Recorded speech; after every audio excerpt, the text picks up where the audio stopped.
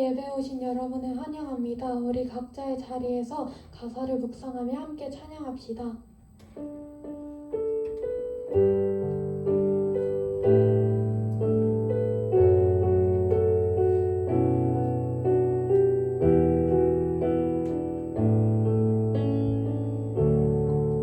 계절은 흐르고 꽃은 피고 져도 시들지 않은 생명이 있네.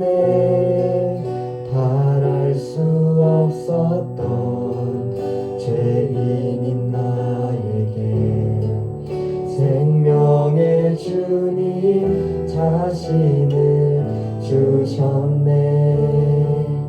계절은 흐르고 꽃은 피고 져도 시들지 않은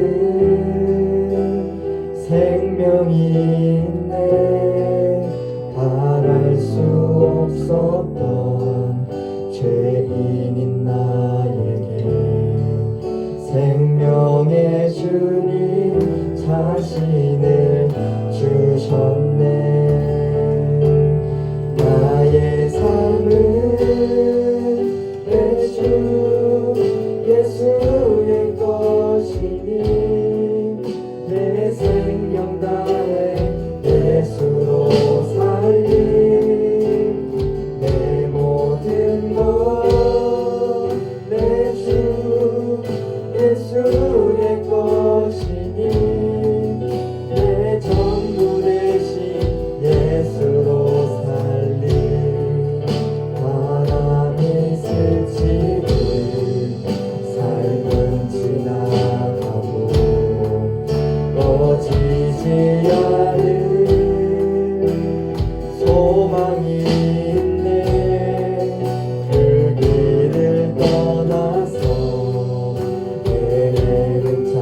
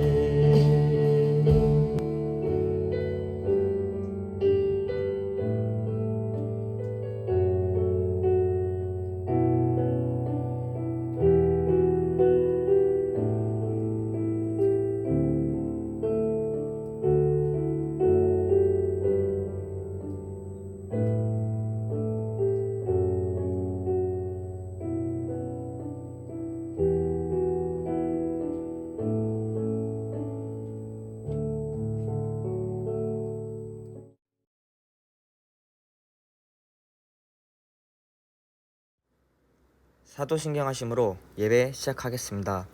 나는 전능하신 아버지 하나님 천지의 창조주를 믿습니다. 나는 그의 유일하신 아들 우리 주 예수 그리스도를 믿습니다. 그는 성령으로 잉태되어 동정녀 마리아에게서 나시고 본디오 빌라도에게 권한을 받아 십자가에 못 박혀 죽으시고 장사된 지 사흘 만에 죽은 자 가운데서 다시 살아났으며 하늘에 오르시어 전능하신 아버지 하나님 우편에 앉아 계시다가 거기로부터 살아있는 자와 죽은 자를 심판하러 오십니다. 나는 성령을 믿으며 거룩한 공교회와 성도의 교제와 죄를 용서받는 것과 몸의 부활과 영생을 믿습니다. 아멘.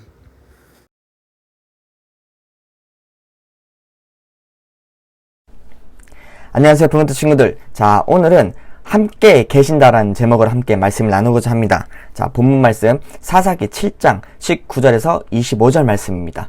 다 같이 한번 읽어보도록 하겠습니다. 준비, 시작. 기드온과 그의 함께한 100명이 이경 초에 진영 근처에 이른즉 바로 파수꾼들을 교대한 데라. 그들이 나팔을 불며 손에 가졌던 항아리를 부수니라. 세대가 나팔을 불며 항아리를 부수고 왼손에 횃불을 들고 오른손에 나팔을 들어 불며 외쳐 이르되 여호와와 기드온의 칼이다 하고 각기 제자리에 서서 그 진영을 에워싸매 그 온 진영의 군사들이 뛰고 부르짖으며 도망하였는데 300명이 나팔을 불 때 여호와께서 그 온 진영에서 친구끼리 칼로 치게 하심으로 적군이 도망하여 스베라의 벳시다에 이르고 또 답밭에 가까운 아멜무올라의 경계에 이르렀으며 이스라엘 사람들은 납달리와 아셀과 온 므낫세로부터 부름을 받고 미디안을 추격하였더라. 기드온이 사자들을 보내서 에브라임 온 산지로 두루 다니게 하여 이르기를 내려와서 미디안을 치고 그들을 앞질러 벳바라와 요단강에 이르는 수로를 점령하라 하매 이에 에브라임 사람들이 다 모여 벳바라와 요단강에 이르는 수로를 점령하고 또 미디안의 두 방백 오렙과 스앱을 사로잡아 오렙은 오렙 바위에서 죽이고 스앱은 스앱 포도주 틀에서 죽이고 미디안을 추격하였고 오렙과 스앱의 머리를 요단강 건너편에서 기드온에게 가져왔더라. 아멘. 자, 저번주에 설교 말씀은 뭐였죠? 바로 함께 계시다 였습니다. 네, 기억이 나죠, 친구들? 자, 지난주는 기드온과 함께 있다고 약속해 주신 여호와 하나님을 만났어요. 그리고 동행하는 하나님을 만나볼 수 있었습니다. 그렇다면 이번 주는 어떤 주제입니까? 어떤 주제일까요? 하나님께서 말로 우리에게 함께 있겠다라고 말씀하신 것을 우리는 기억하고 하나님을 만나고 체험하는 저희가 되어야 합니다. 그렇다면 이 본문에 나오는 기드온은 어떤 방식으로 하나님께서 함께 계시겠다고 약속하시고 실제로 어떻게 함께 하셨는지 한번 성경의 말씀 속으로 들어가 봅시다. 자, 저번 주에 설교를 간단하게 요약하자면 기드온은 어떤 사람이었나요?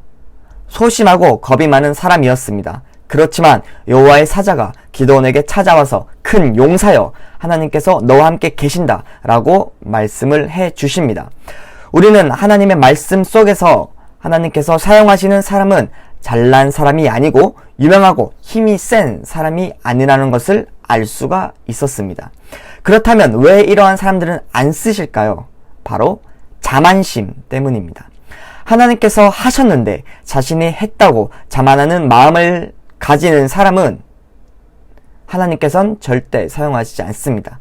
내가 잘나서 그래. 내가 있지. 내가 힘이 세서 유명해서 내가 돈이 많아서 된 거야 라고 생각을 하고 다른 사람들이 이런 일을 어떻게 했어? 라고 질문을 하게 되면 이런 사람들은 100% 내가 잘나서 가능했어.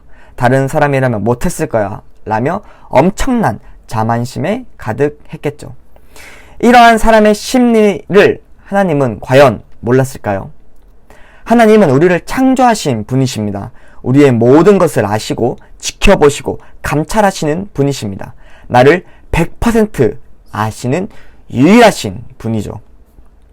친구들이 여러분들을 아나요?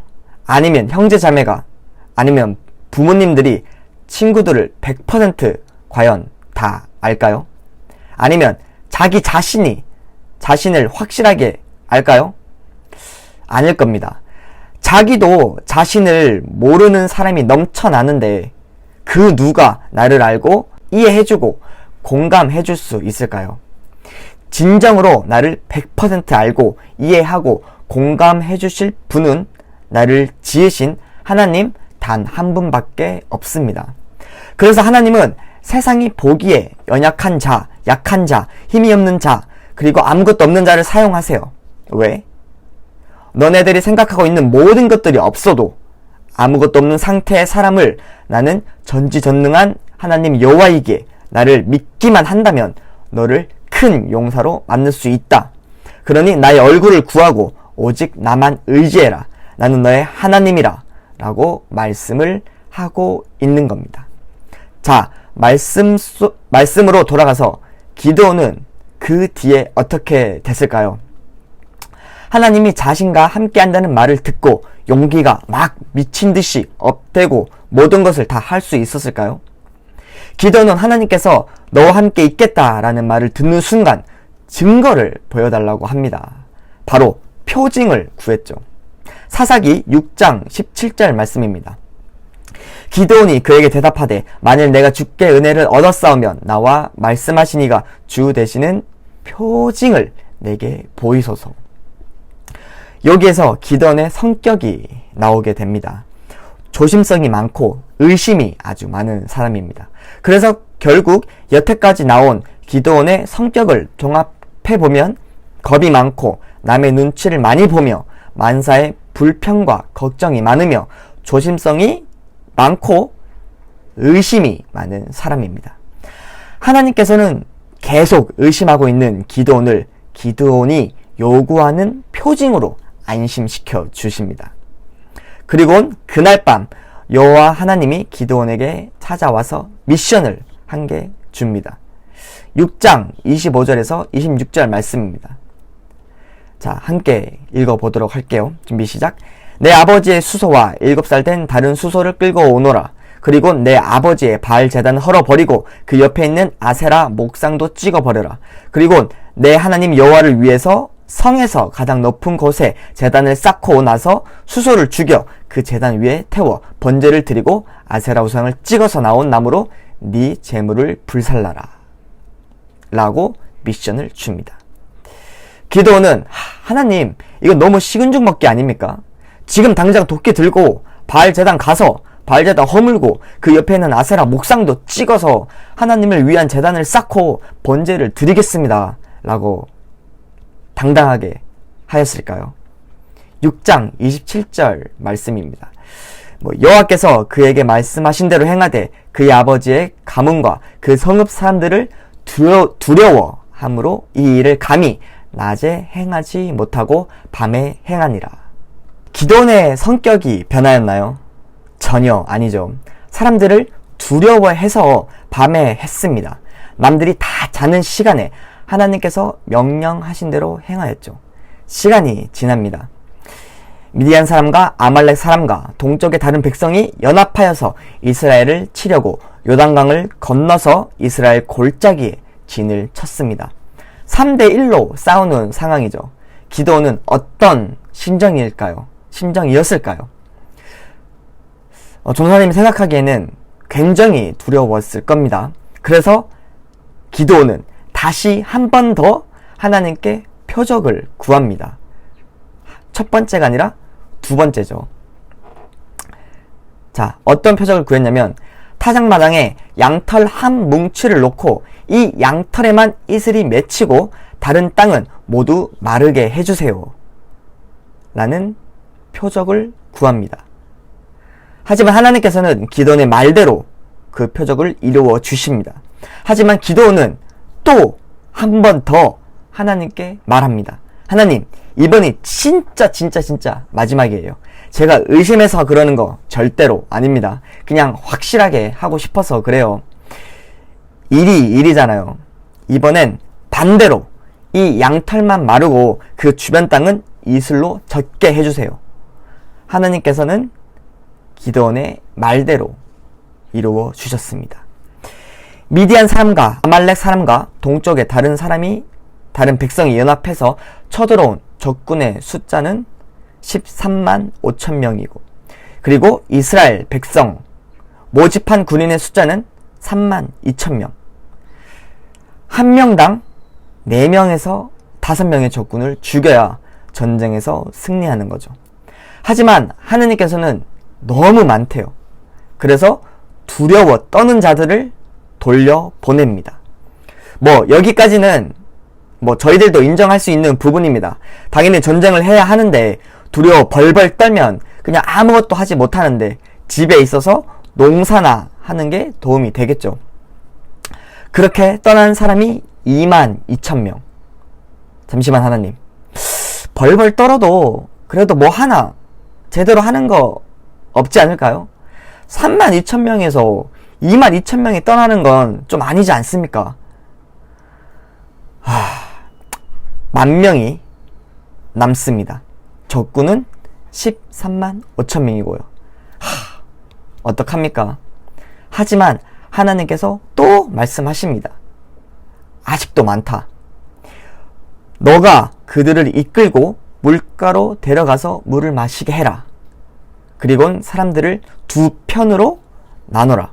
한 편은 개처럼 혀로 물을 핥아먹는 사람, 그리고 물에 머리를 박고 마시는 사람. 두 편을 나누는데 첫 번째 개처럼 혀로 물을 핥아먹는 사람은 300명, 그리고 물에 머리를 박고 마신 사람은 9,700명. 기도는 당연히 이렇게 생각했겠죠. 하나님, 이제 그 물을 개처럼 혀로 핥아먹는 사람들을 집으로 보내면 되는 거죠. 하지만 하나님은 그 물을 개처럼 혀로 핥아먹는 300명으로 너희를 구원하겠다고 말씀하십니다. 그리고 그 300명으로 미디안을 물리치도록 하겠다라고 7장 7절에서 말씀하고 있습니다. 그날 밤에 하나님이 기드온에게 지금 일어나서 내려가라. 내가 그들을 물리치도록 해주겠다 라고 말씀해 주십니다. 그렇게 기드온과 300명은 내려갑니다. 하나님의 말씀을 듣고, 하지만 기드온은 현실에 낙담하는 상황이 찾아오게 됩니다. 기드온이 진을 치는 것을 보았는데 사람들이 너무 많아서 메뚜기 떼처럼 보였고 그들이 가지고 있는 낙타도 바닷가의 모래알처럼 셀 수 없을 정도였다라고 성경에는 표현하고 있습니다. 기드온은 이 상황을 직면하고 당연히 낙담하고 현실이란 벽에 무너지게 됩니다. 당연하죠. 눈앞에 범주할 수 없는 거대한 벽이 앞에 있는데 무슨 생각이 들까요? 그 한순간 기드온은 하나님을 잊는 상황을 맞이하게 되죠. 용기도 사라지게 됩니다. 하지만 그들의 부하들은 기드온이 말한 하나님을 믿고 기드온이 미디안과 그 모든 군대를 물리칠 거야 라고 확신하고 믿음을 가지고 있었죠. 그 말을 들은 기드온은 다시 정신을 차리고 용기를 얻어서 전장으로 향하게 됩니다. 300명을 세 무리로 나누고 모든 사람에게 최첨단 무기를 주는 것이 아니라, 특별한 전략을 말해주는 것이 아니라 나팔과 빈 항아리와 그 항아리 속에 횃불을, 이렇게 세 가지를 주었습니다. 이렇게 받은 300명의 군인들은 어떤 생각을 했을까요? 그리고 얼마나 황당했을까요? 아니 13만 5천명 대 300명, 한 명당 400명에서 500명을 쓰러뜨려야 합니다. 근데 지금의 현대 최첨단 무기로도 무기를 들고 가도 이기기 어려운 상황인데,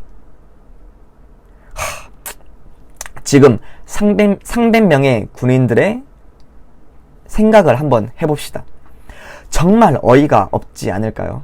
그리고는 기드온이 더 어이없는 말을 하게 됩니다. 나를 잘 보고 내가 하는 대로 따라 하시오. 내가 적진에 가장 자리에 이르면 나와 내 주변 사람들이 나팔을 불 것이고, 그러면 여러분도 여호와를 위하여 기드온을 위하여 외치시오. 이런 말을 합니다. 더 어이가 없겠죠. 속으로 꼼짝없이 죽겠구만, 그냥 몰래 이탈이나 할걸, 이렇게 생각할 겁니다. 그리고는 정말 이경초, 지금으로서 밤 10시에서 새벽 2시 사이라고 합니다. 그 시간대에 적진으로 가서 나팔을 불고 항아리를 깨고 횃불을 들면서 여호와 기드온의 칼이다 하고 외쳤는데 미디안 사람들이 자다 깨서 놀란 나머지 쳐다봤는데 큰 소리가 들리고 갑자기 무언가가 깨지는 소리가 나고 자신들 사방에 횃불이 보이니까 그냥 정신이 없는 거예요. 막 자기들끼리 죽이고 난리가 난 거죠. 결국 그 아무 피해 없이 13만 5천 명의 대군을 이스라엘 300명과 기드온이 승리를 하게 됩니다. 결국 미디안의 두 왕 오렙과 스앱을 사로잡아 죽였습니다. 하나님의 말씀을 믿음으로 행동한 기드온, 정말 말도 안 되는 상황에서 승리를 경험하게 해주신 하나님의 역사, 그리고 하나님께서 말씀해 주신 대로 내가 너와 함께 하겠다 라고 말만 해주신 게 아니라 말씀대로 이뤄주신, 함께 하시는 하나님의 놀라운 역사를 보았습니다. 자, 말씀을 정리합니다. 이러한 놀라운 경험을 한 기드온, 끝까지 하나님만 의지하였을까요? 기드온은 이 전쟁에서 승리를 하여서 완전히 영웅이 됩니다. 그리고 이스라엘 백성들에게 엄청난 인기를 얻게 되고 그 인기로 기드온을 왕으로 추대하려고 하죠. 하지만 기드온은 자신들을 다스리는 이는 내가 아니라 오직 여호와 하나님 뿐입니다 라고 말을 합니다. 이렇게 겸손한 기드온, 하지만 끝은 하나님이 기뻐하시는 삶이 아니었습니다. 기드온의 아들의 이름을 아비멜렉이라고 짓습니다. 이 아비멜렉의 뜻은 왕의 아들이란 뜻입니다. 자신의 아들의 이름이 왕의 아들이니 자신이 왕이라는 소리겠죠. 교만한 기드온의 모습을 볼 수가 있죠. 그리고 또 한 가지, 전리품으로 노획한 금 부치들을 녹여서 에봇을 만듭니다. 에봇은 대제사장만이 소유한 의복입니다. 하나님께서 정해주신 거죠. 하지만 레위 지파도 아닌 므낫세 지파인 기드온이 에봇을 만들어 자신의 동네에 떡하니 모셔놓죠.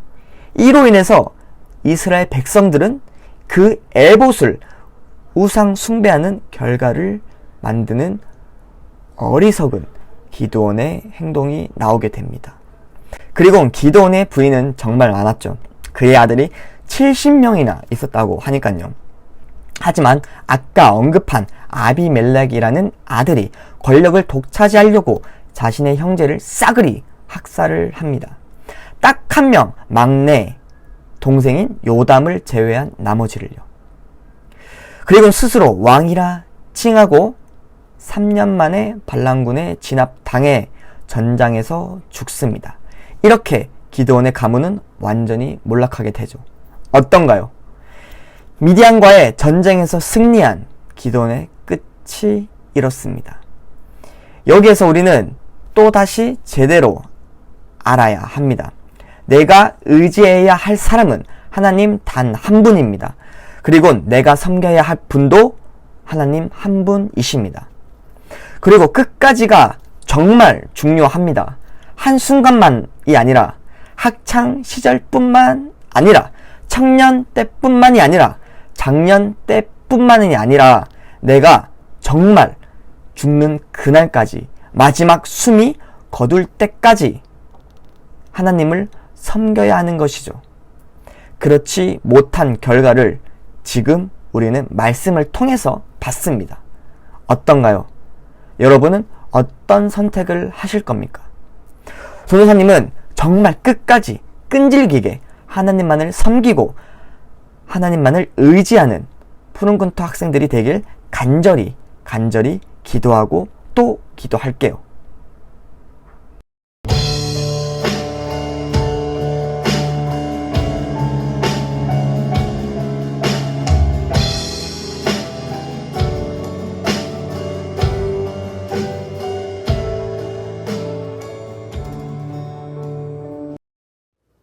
주기도문으로 푸른꿈토 예배 마치겠습니다.